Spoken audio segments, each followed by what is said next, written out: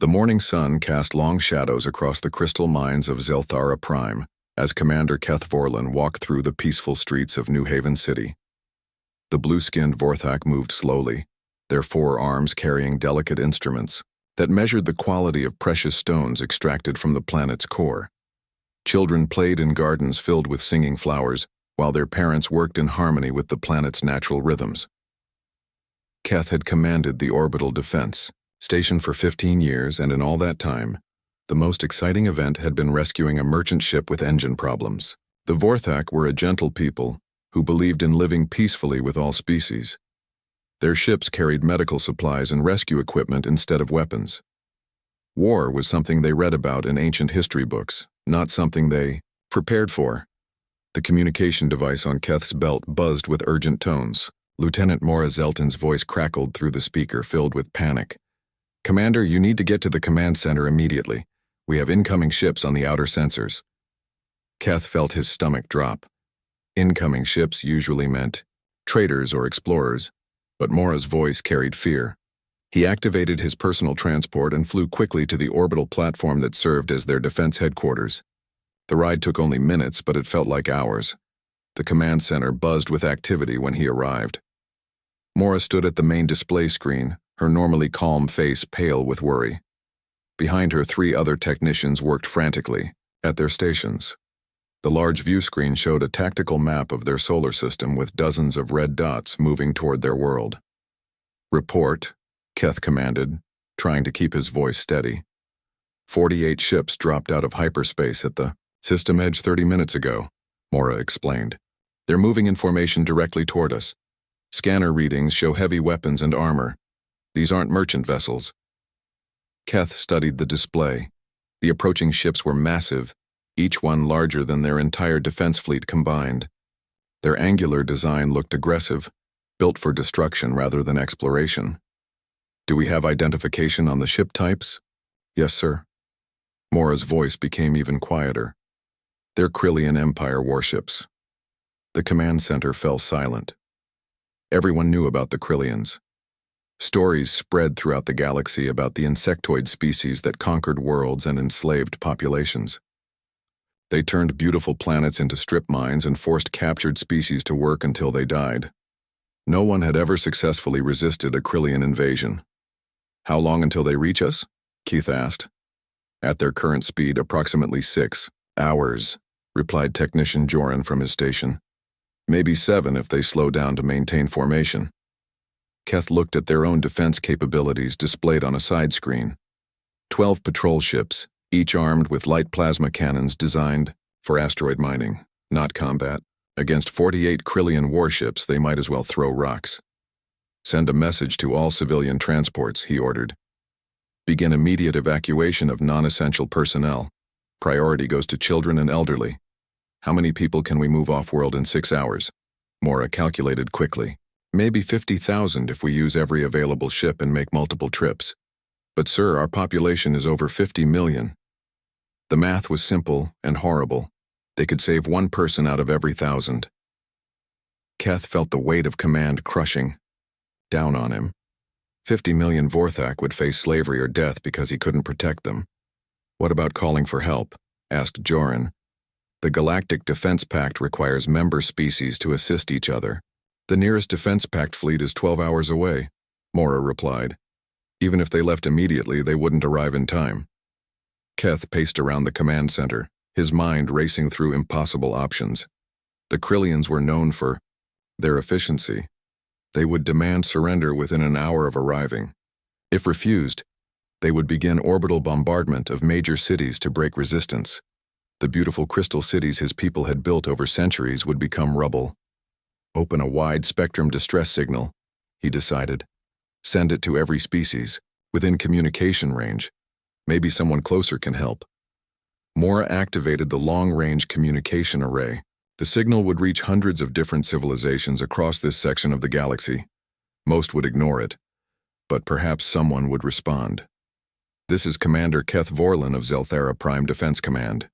He spoke into the transmitter. "We are under immediate threat from a Krillian invasion fleet. 48 warships approaching our world. We have minimal defensive capabilities and 50 million civilians at risk. Any species capable of providing military assistance, please respond immediately. We have approximately 6 hours before they arrive. The message repeated automatically every few minutes while they monitored incoming responses. The first replies came quickly but offered little hope. The Centauri Federation expressed sympathy, but claimed their fleet was engaged in border disputes. The Andorian Republic offered to accept refugees but had no warships available. Several smaller species sent encouraging words but admitted they lacked the military power to challenge the Krillians. Hours passed with similar responses: kind words, sad excuses, and helpless sympathy. Keth watched the tactical display as the red dots crept closer to his world. The evacuation ships worked frantically, but they had only managed to remove 30,000 people so far. "Sir," Mora called out, "we're receiving a transmission from an unknown source. The signal is coming from the Outer Rim territories." "Put it through," Keth ordered. Static filled the speakers before a rough, gravelly voice came through clearly. The accent was strange, unlike any species Keth had encountered. "This is Admiral Jake Harrison of the Terran Defense Coalition. We received your distress call. What's your tactical situation?" "Terran?" Keth looked at Mora, who shrugged. Neither of them had heard of this species. "Admiral Harrison, we have 48 Krillian warships approaching Zelthara Prime. They'll arrive in approximately 4 hours. Our defense fleet consists of 12 lightly armed patrol vessels. We're attempting civilian evacuation, but we can only save a small fraction of our population." "Understood," the human voice replied. "How many civilians total?" 50 million, sir. Mostly non-combatants. We're a peaceful mining colony." There was a pause before Admiral Harrison spoke again. "Zelthara Prime, this is the Terran Defense Coalition. We're dispatching a fleet to your location. Hold your position and continue evacuations. Help is on the way." "Admiral, may I ask how many ships you're sending?" Keth hoped for good news but prepared for disappointment. 47 vessels are en route to your location. Estimated arrival time is 3 hours and 45 minutes. We'll be cutting it close, but we'll make it. Keth felt hope rising in his chest. 47 ships could match the Krillian numbers. "What class vessels, Admiral?" "Mixed battle group. Battle cruisers, destroyers, frigates, and support ships. We're bringing enough firepower to handle your problem." "Sir, forgive my question, but I'm not familiar with Terran military capabilities. Have you encountered Krillian forces before?" Another pause. "Negative, Commander. This will be first contact for us, but we've reviewed available intelligence on their tactics and equipment. We're prepared for the engagement." Keth felt uncertainty creeping back. An unknown species with no experience fighting Krillians was coming to save them. It might be trading one conqueror for another. But what choice did they have? "Admiral Harrison, on behalf of all Vorthak people, I thank you for responding to our call. We'll maintain our position and continue evacuations." "Copy that, Zelthara Prime. One more thing, Commander. When we arrive, keep your ships clear of the combat zone. We don't want any friendly fire incidents." "Understood, Admiral." Zelthara Prime out. The communication ended, leaving the command center in thoughtful silence. Keth looked at his staff, seeing hope mixed with worry on their faces. Unknown aliens were racing through space to save them from other unknown aliens. In a few hours, they would discover whether humanity were saviors or simply a different kind of conqueror. Admiral Jake Harrison stood on the bridge of the TDC Retribution, watching the stars blur past as his fleet pushed through hyperspace at maximum velocity. The massive battlecruiser shuddered slightly under the strain of its overcharged engines, but Jake had full confidence in his ship and crew. They had answered distress calls before, though never one quite like this. The bridge hummed with quiet activity as his officers prepared for combat. Lieutenant Commander Lisa Martinez coordinated fleet positions from her tactical station, her fingers dancing across holographic displays that showed the formation of 47 human warships racing toward an unknown world.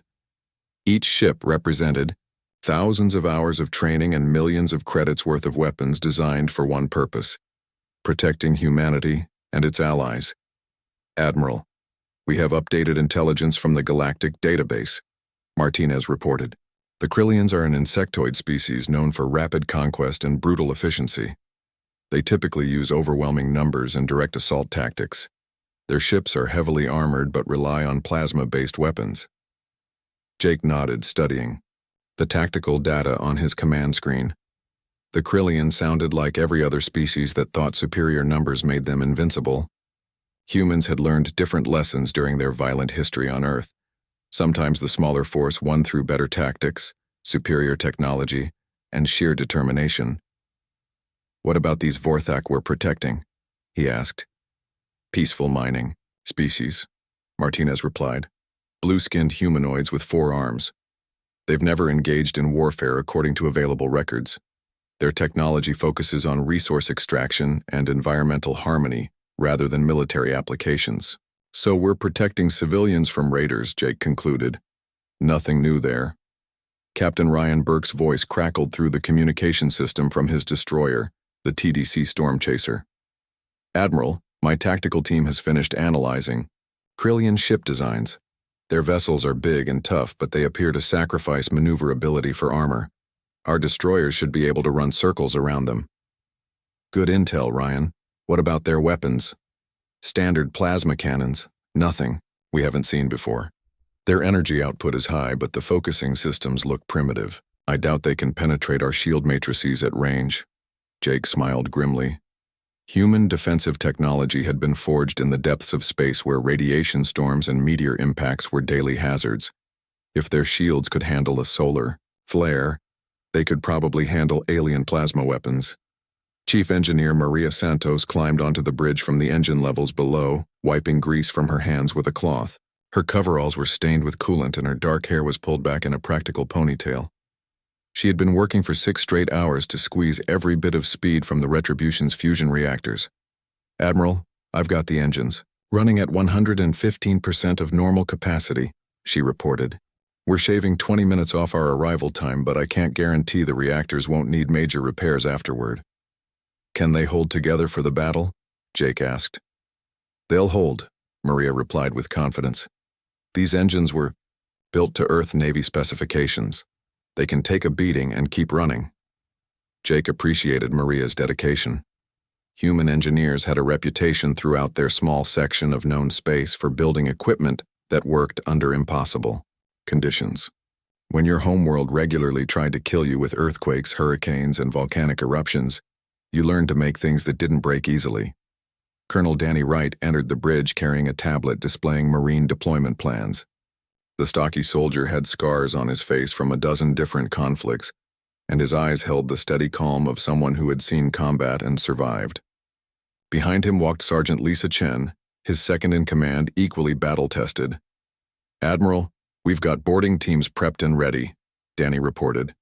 "If any of those Krillian ships survive the initial engagement, my Marines can take them. We've studied the available data on their physiology and psychology." "What did you learn?" Jake asked. "They're insects, so they probably have hive mind tendencies," Danny explained. "Take out their command structure and the rest might become confused. Also, their exoskeletons are tough, but they have weak points at the joints. Standard human combat techniques should be effective." Sergeant Chen added her own analysis. "Sir, they're used to fighting species that surrender quickly. They might not know how to handle opponents who fight back hard. Psychological warfare could be very effective." Jake nodded approvingly. Human Marines had developed their tactics fighting each other for thousands of years before reaching space. They understood violence in ways that most peaceful species couldn't comprehend. It wasn't something to be proud of, but it was useful when protecting innocent civilians. Engineer Tony Mitchell's voice came through the ship's communication system from the weapons bay. "Admiral, all weapon systems are charged and ready. Kinetic accelerators are loaded with tungsten penetrator rounds. Plasma cannons are running at full power. Point defense systems are online and tracking." "Excellent work, Tony. How do our weapons compare to what the Krillians are carrying?" "Sir, based on the data we have, our kinetic weapons should punch right through their armor. Tungsten rods traveling at significant fractions of light speed don't care how thick your hull plating is. Our plasma systems run hotter than anything they're likely to have encountered." Jake felt satisfaction knowing his fleet was well prepared. Human weapons technology had developed under the assumption that any enemy they faced would be trying to kill them as efficiently as possible. Earth's history of constant warfare had taught them to build weapons that worked reliably under the worst possible conditions. Lieutenant Commander Martinez looked up from her tactical display. "Admiral, we're receiving updated position reports from the other ships in our fleet. All vessels are maintaining formation and holding maximum speed. Captain Sue Patterson reports that the cruiser TDC Hellhound is ready for immediate combat upon arrival. What about our supply situation?" Jake asked. "We have enough ammunition and fuel for an extended engagement," Martinez replied. "Chief Santos packed extra reactor fuel cells, and Colonel Wright's Marines have sufficient equipment for multiple boarding actions." Jake walked to the main view screen, which showed the swirling patterns of hyperspace around their fleet. Somewhere, ahead lay a world full of peaceful aliens who had never hurt anyone, threatened by raiders who saw them as easy prey. It was the kind of situation that made Jake proud to serve in the Terran Defense Coalition. "How much longer until we reach the Zelthara system?" he asked. 2 hours and 37 minutes at current speed," Martinez reported. "Signal all ships to begin final combat preparations. I want weapons charged, shields at maximum, and all crews at battle stations when we drop out of hyperspace." The bridge crew acknowledged his orders and began implementing the combat checklist that every human warship followed before entering battle. Jake had complete confidence in his people. They had trained for situations exactly like this one. "Captain," Burke's voice came through the communication system again. "Admiral, my crew is wondering about these Vorthak we're protecting. Are they paying us for this rescue?" "Negative, Ryan. This is a humanitarian mission. They called for help, and we're providing it." "Copy that, sir. Just wanted to make sure the crew understood the situation." Jake appreciated Burke's question. Human military forces were used to being paid for their services, but sometimes they fought simply because it was the right thing to do. The crew needed to understand they were risking their lives to protect strangers who couldn't offer them anything in return except gratitude. As the fleet continued racing through hyperspace toward the unknown, Jake reviewed the tactical situation one more time. 48 Krillian warships against 47 human vessels. The numbers were almost even, but Jake suspected the battle would be decided by training, technology, and determination rather than simple mathematics. His crew represented the best that humanity had to offer. They were the descendants of survivors who had lived through Earth's worst disasters and humanity's bloodiest wars. They carried weapons forged by a species that had learned to fight everything from saber-toothed tigers to nuclear weapons. In less than 3 hours, the galaxy would discover what happened when someone threatened innocent civilians while humans were close enough to help.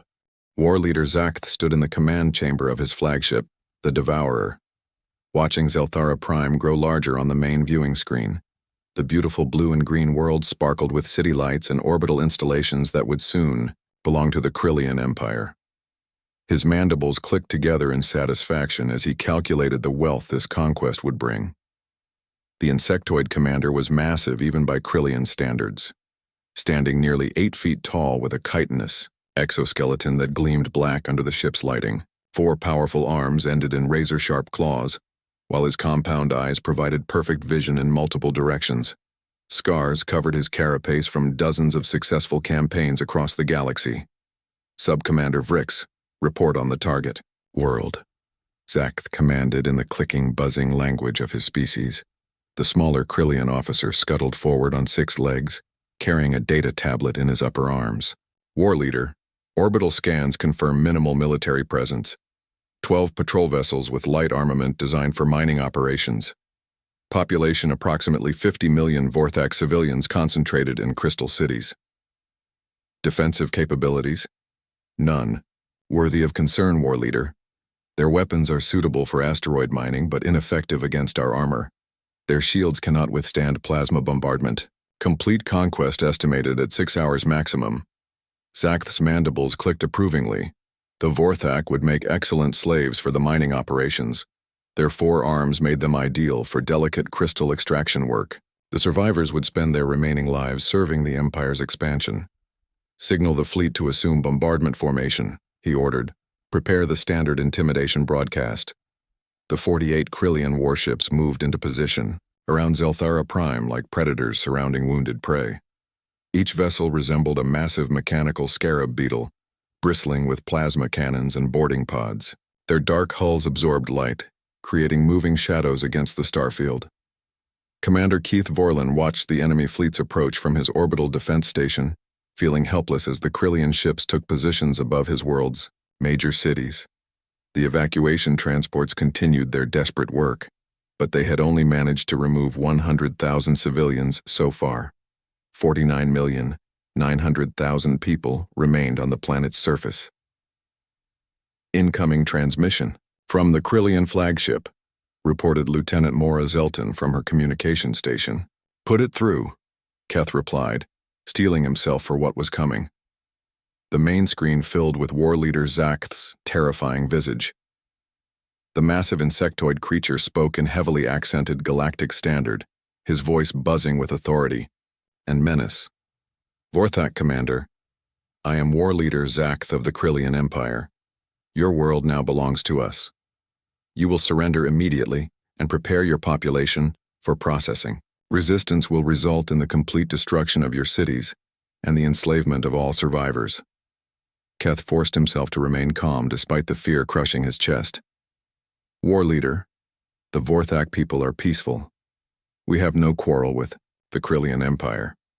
Surely we can negotiate some arrangement that doesn't require conquest. Zakth's mandibles spread in what might have been amusement. Negotiation is not necessary. You have resources we require and a population suitable for labor. Surrender now and your death toll will be minimal. Resist and we will demonstrate why the galaxy fears Krillian efficiency.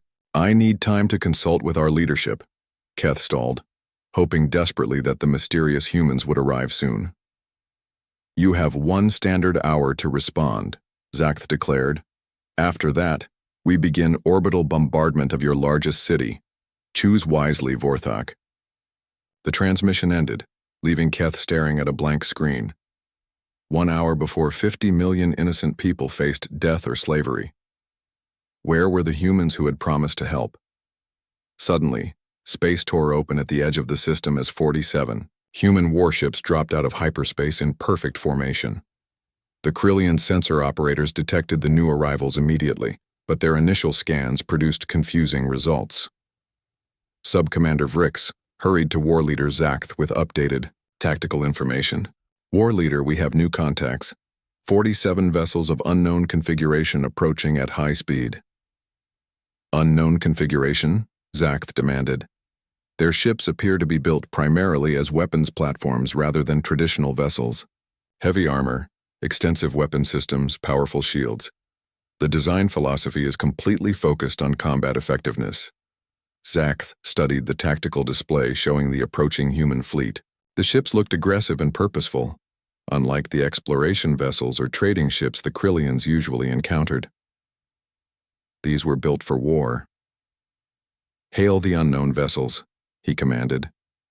Admiral Jake Harrison's face appeared on the Krillian command screen. The human looked smaller and softer than most species the Krillians had conquered, but his eyes held a coldness that made even Zakth feel uneasy. When Harrison spoke, his voice carried absolute authority. Krillian vessels, this is Admiral Jake Harrison of the Terran Defense Coalition. You are ordered to withdraw immediately from this system. These people are under our protection now. Zakth's compound eyes focused on the human commander. Unknown species, I am War Leader Zakth of the mighty Krillian Empire. You dare challenge our rightful conquest? Identify yourselves and explain your interference. We are humans from the planet Earth, Harrison replied calmly. We responded to the Vorthak distress call. You have 30 seconds to begin withdrawing your forces, or we will remove you by force. Humans. Zakth had never heard of this species. He gestured to Vrix, who quickly accessed the Empire's extensive database of known civilizations. What he found made his carapace shiver with sudden concern. War Leader, Vrix whispered urgently, the database shows this species originates from a Class 12 Deathworld. Zakth felt ice forming in his compound stomach. Class 12 worlds were rated as completely hostile to life. Most species evolved on Class 1 or 2 worlds with gentle climates and minimal dangers. Class 12 represented environments so deadly that evolution itself seemed impossible. No known species had ever successfully developed intelligence on such a world. That must be an error in the database, Zakth said, but doubt crept into his voice. On Zelthara Prime, Commander Keth watched the human fleet position itself between his world and the Krillian Armada.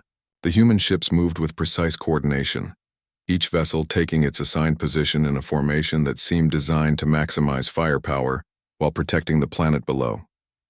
"Sir," Mora reported, "we're receiving a transmission from the human flagship."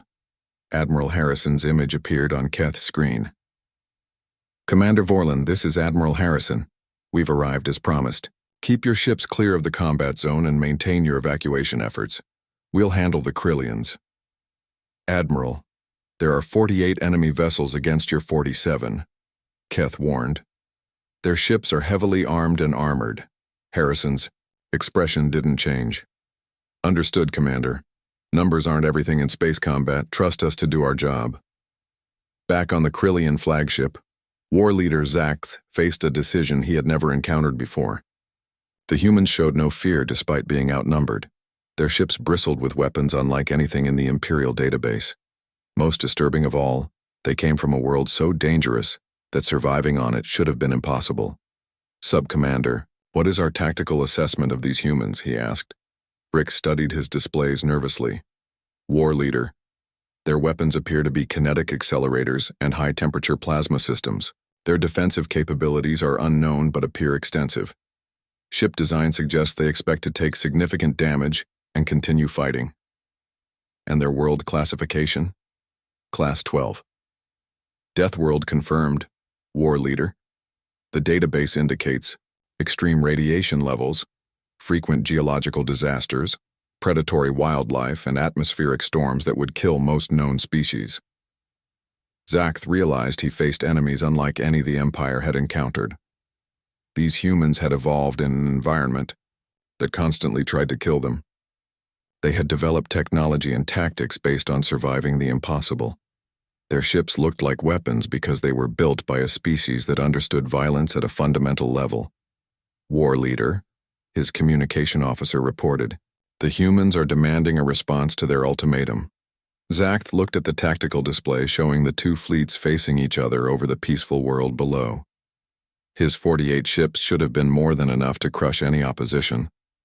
But these weren't ordinary opponents. These were Deathworlders who had answered a call for help from strangers. "Open a channel to the human commander," he decided. Admiral Harrison's cold eyes stared back at him from the screen. "War leader, your time is up. What's your decision?" Zakth felt the weight of command pressing down on his carapace. He could order the attack and probably win through superior numbers, but the cost might be higher than any victory was worth. These humans didn't look like they would surrender easily. "Human Admiral, you protect a world that is not yours for people you do not know. Why do you interfere in Krillian business?" Harrison's reply was simple and direct. "Because they asked for help, and we were close enough to provide it." War leader Zakth stared at Admiral Harrison's calm face on his command screen. The human showed no fear despite facing a superior Krillian force. His cold eyes held the steady confidence of a predator that had never learned to fear anything. After 30 years of conquest, Zakth recognized that look. It belonged to creatures that sat at the top of their food chain. "You have made a grave mistake, human," Zakth declared, his mandibles clicking with anger. "The Krillian Empire does not retreat from inferior species. You will learn why the galaxy fears our name." "We'll see about that," Harrison replied simply before cutting the communication. Zakth turned to his tactical officer. "All ships, open fire. Destroy the human fleet." 48 Krillian warships opened fire simultaneously. Brilliant streams of plasma energy lanced across space toward the human formation.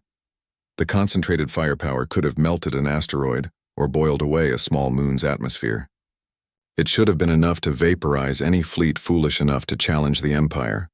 The plasma stream struck the human ships and splashed harmlessly against their shields like water hitting stone.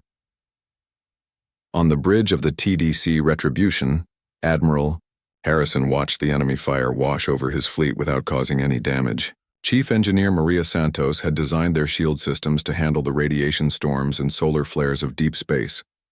Primitive alien plasma weapons barely registered on their defensive grid. "All ships, return fire," Harrison commanded, calmly. Captain Sue Patterson grinned on the bridge of the cruiser TDC Hellhound as her weapons officer locked onto a Krillian battleship. Target acquired. Firing kinetic accelerators. Tungsten rods the size of telephone poles launched from the Hellhound's forward cannons at tremendous velocity. The projectiles crossed the distance between fleets in seconds and struck the Krillian vessel with the force of small meteors. The enemy ship's armor, designed to stop plasma energy, proved useless against solid matter traveling at significant fractions of light speed. The tungsten penetrators punched completely through the Krillian battleship from front to rear, leaving perfectly round holes that vented atmosphere and internal components into space. Secondary explosions rippled along the vessel's hull as internal systems failed catastrophically. Captain Ryan Burke coordinated his destroyer squadron's attack on a cluster of Krillian cruisers. The TDC Storm Chaser and her sister ships moved, with the fluid grace of pack hunters, using their superior speed to maintain optimal firing positions while avoiding return fire.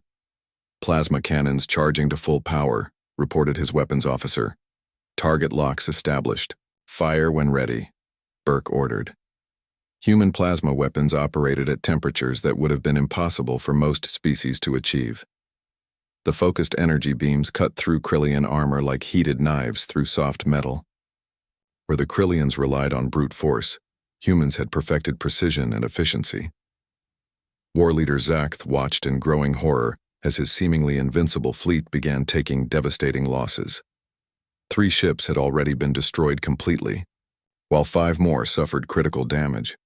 The humans fought with a combination of technological superiority and tactical brilliance that shocked him to his core. "Sub-Commander Vrick's damage report," he demanded. "War leader, we have lost the destroyer and the render. The Flesh Ripper is venting atmosphere and has lost main power. The humans' weapons are far more advanced than our intelligence indicated. How is this possible? We outnumber them. Sir, their ships appear to be designed specifically for combat. Every system is optimized for warfare. Our vessels are built for conquest and intimidation. Theirs are built for killing other warships." Zakth realized the fundamental difference between their 2 fleets. Krillian ships were designed to impress weaker species and transport invasion forces. They relied on their reputation and overwhelming numbers to achieve victory.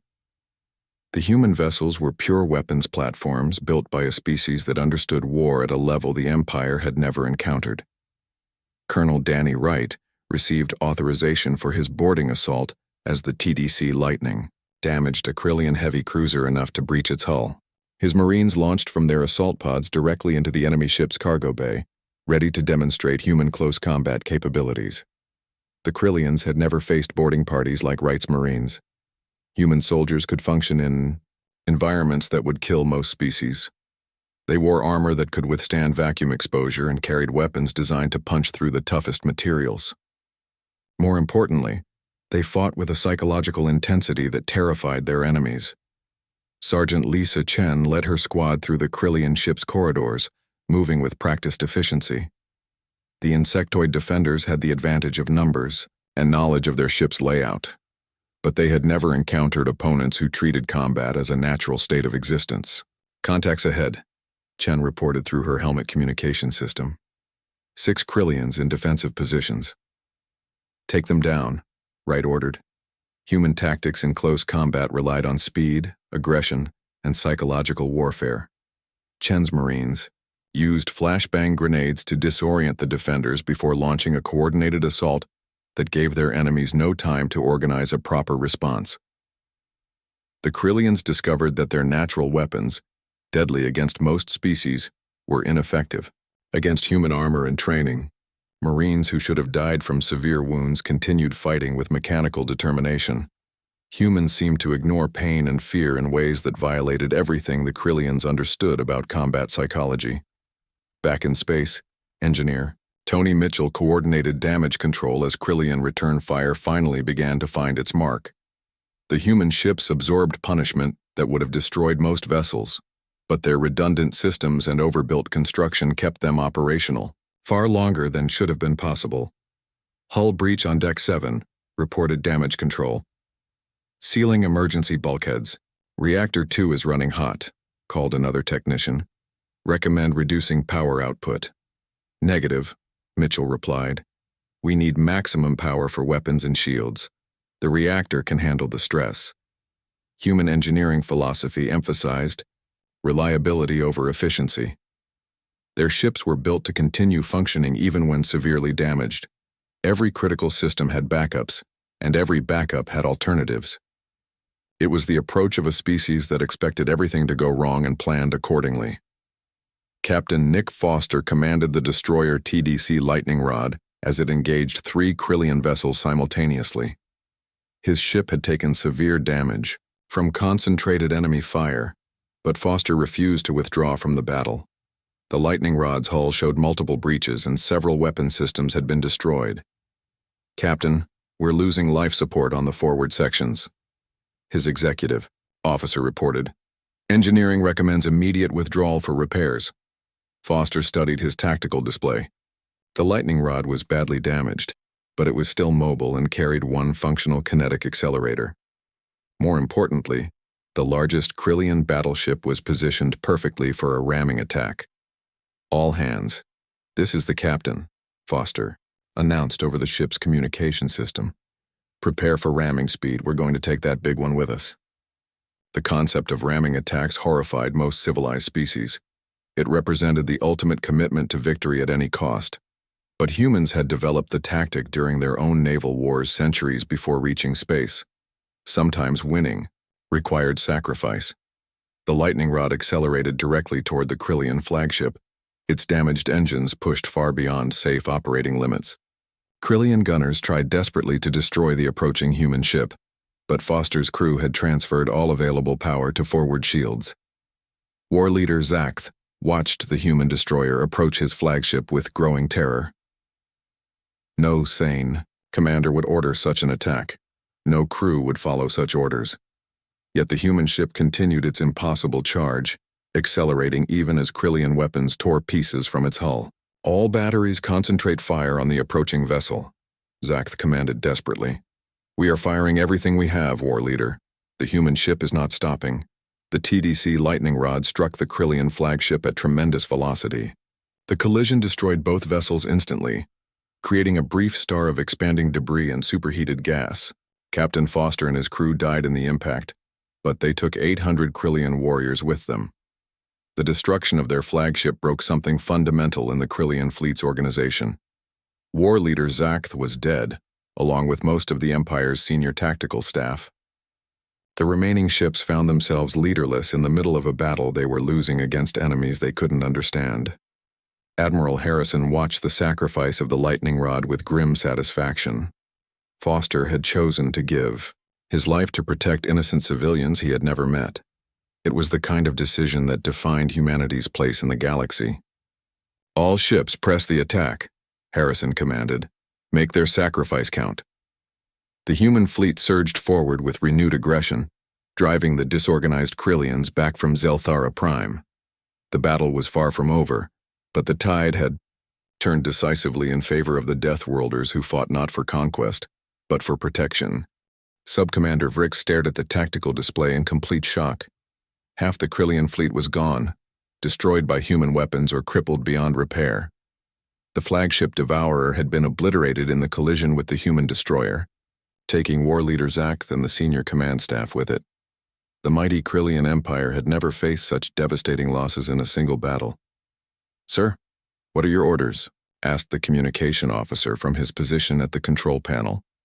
Vrix looked around the bridge of his cruiser, the Bone Crusher, and saw fear in every warrior's compound eyes. These Krillian soldiers had conquered dozens of worlds and enslaved millions of beings, but they had never encountered enemies like these humans. The Deathworlders fought with a combination of advanced technology and savage determination that defied everything the Empire understood about warfare. Signal the remaining ships, Vrix ordered reluctantly. We are withdrawing from this system. The surviving Krillian vessels began retreating toward the edge of the star system, their formations broken and their morale shattered. They had come, expecting easy conquest, and instead found themselves outmatched by a species they had never heard of before today. Admiral Jake Harrison watched the enemy retreat from the bridge of the TDC Retribution. His tactical display showed 23 Krillian ships fleeing toward hyperspace while debris from their destroyed vessels drifted slowly through space. The human fleet had lost only 3 ships in the engagement, though several others needed extensive repairs. Admiral, should we pursue the retreating vessels? Asked Lieutenant Commander Lisa Martinez from her tactical station. Harrison considered the question carefully. Military doctrine suggested pursuing a defeated enemy to prevent them from regrouping. But the Vorthak civilians below needed protection, and his damaged ships required immediate attention. Negative, he decided. Let them go. Our mission was to protect Zelthara Prime, not to start a war with the Krillian Empire. Begin search and rescue operations for survivors from damaged ships. Captain Ryan Burke coordinated the rescue efforts as human ships moved through the debris field, looking for escape pods and life signs. The TDC Storm Chaser deployed medical teams to assist wounded crew members from both human and Krillian vessels. It was a decision that surprised many species monitoring the battle from across the galaxy. On Zelthara Prime, Commander Keth Vorlin watched the human fleet secure the system with amazement. The mysterious Deathworlders had arrived exactly when promised and defeated a superior Krillian force through skill and sacrifice. Now they were rescuing survivors instead of pursuing their defeated enemies. Sir, we're receiving a transmission from the human flagship, reported Lieutenant Maura Zelton. Admiral Harrison's image appeared on Keth's communication screen. The human commander looked tired, but satisfied. Commander Vorlin, the immediate threat has been neutralized. The Krillian fleet is withdrawing from your system. Your people are safe. Admiral Harrison, on behalf of all Vorthak, I cannot express our gratitude. Keth replied with genuine emotion. You saved 50 million innocent lives today. How can we ever repay such a debt? No payment necessary, Commander. We answered your distress call because it was the right thing to do. Keth found Harrison's response remarkable. Most species in the galaxy expected compensation for military assistance. These humans had risked their lives and lost ships to protect strangers without asking for anything in return. Admiral, would you accept an invitation to visit our world? Our leadership would like to meet the people who saved us. Harrison smiled slightly. We'd be honored, Commander. 3 hours later, a human shuttle landed at the main spaceport of New Haven City. Admiral Harrison emerged with a small diplomatic team including Lieutenant Commander Martinez and Colonel Danny Wright. They wore dress uniforms instead of combat gear, presenting themselves as protectors rather than conquerors. Thousands of Vorthak had gathered to see the mysterious Deathworlders, who had saved their world. The crowd murmured in surprise as the humans appeared. Despite their fearsome reputation, the visitors looked remarkably similar to the Vorthak themselves, just more robust and with eyes that suggested a predatory heritage. Commander Keith Vorlin led the welcoming delegation. His blue skin gleamed in the afternoon sunlight as he approached the human group with careful dignity. Admiral Harrison, welcome to Zelthara Prime. I am Commander Keth Vorlin. Thank you for the welcome, Commander, Harrison replied, extending his hand in the human gesture of greeting. I'm honored to meet you in person. Keth studied the offered hand for a moment before grasping it carefully. The human grip was firm but not threatening, demonstrating strength without aggression. It seemed to symbolize everything the Vorthak had learned about these remarkable beings. Admiral, our Council of Elders has requested an audience with you, Keth explained as they walked toward the city center. They wished to discuss formal relations between our peoples. The council chamber was a beautiful crystal dome that focused natural light into rainbow patterns across the walls. 12 elderly Vorthak sat in a circle, their forearms folded in, postures of respectful attention. Elder Syra Moonwhisper, the eldest among them, spoke for the group. Admiral Harrison, humanity has earned our eternal gratitude today. We offer our friendship and whatever assistance our humble people can provide." Harrison looked around the circle of alien faces, seeing genuine warmth and appreciation in their expressions. "Elder Moon Whisper, we're grateful for your friendship. The Terran Defense Coalition believes in protecting innocent people regardless of species. What can we offer in return for your protection?" asked Elder Joran Starweaver. "Our technology focuses on crystal mining and environmental harmony. We have little experience with military matters. Your peaceful approach to life is valuable in itself," Harrison replied. "The galaxy needs more species like yours. As for protection, we'd like to establish a permanent naval base in your system if you'll permit it." The elders exchanged glances before Elder Moon Whisper responded. "We would welcome such protection, Admiral. Today has shown us that the galaxy contains threats we cannot handle alone." Colonel Wright spoke up from his position beside Harrison. "With your permission, we'd also like to help train a Vorthak defense force. You shouldn't have to depend entirely on others for protection." "We are not warriors by nature," Elder Starweaver admitted. "But recent events suggest we must learn to defend ourselves. We'll teach you to build defenses and coordinate evacuations," Wright assured them. "Violence should always be the last option, but you need to be prepared for species like the Krillians." Over the following days, human engineers worked alongside Vorthak technicians to establish the new naval base on one of Zelthara Prime's moons. The facility would house a permanent squadron of human warships and serve as a training center for Vorthak defense personnel. Chief Engineer Maria Santos supervised the construction with her usual efficiency. "These crystal resonance chambers could actually improve our shield generators," she told her Vorthak counterparts. "Your harmonic technology might revolutionize our defensive systems." The cultural exchange proved beneficial for both species. Vorthak crystal technology enhanced human defensive capabilities, while human engineering knowledge helped the Vorthak improve their mining operations and safety systems. Admiral Harrison prepared to return to the main human fleet, but not before receiving one final surprise. Elder Moon Whisper presented him with a crystal sculpture depicting the battle above Zelthara Prime. The artwork showed human ships protecting the peaceful world from the Krillian threat. "This will remind future generations that when darkness threatened, the Deathworlders came to our aid," the Elder explained. As Harrison's shuttle lifted off from Zelthara Prime, he reflected on the day's events. Humanity had announced itself to the galaxy, not as conquerors seeking territory, but as guardians willing to protect the innocent. The sacrifice of Captain Foster and his crew had established something important. Humans would fight and die for people they had never met simply because it was right. Back on Earth, Fleet Command received Admiral Harrison's report with great interest. The successful defense of Zelthara Prime had demonstrated human military capabilities to species across the galaxy. More importantly, it had established humanity's reputation as protectors rather than aggressors. Within weeks, other distress calls began reaching human space. Species facing pirates, raiders, and hostile neighbors specifically requested assistance from the Terran Defense Coalition.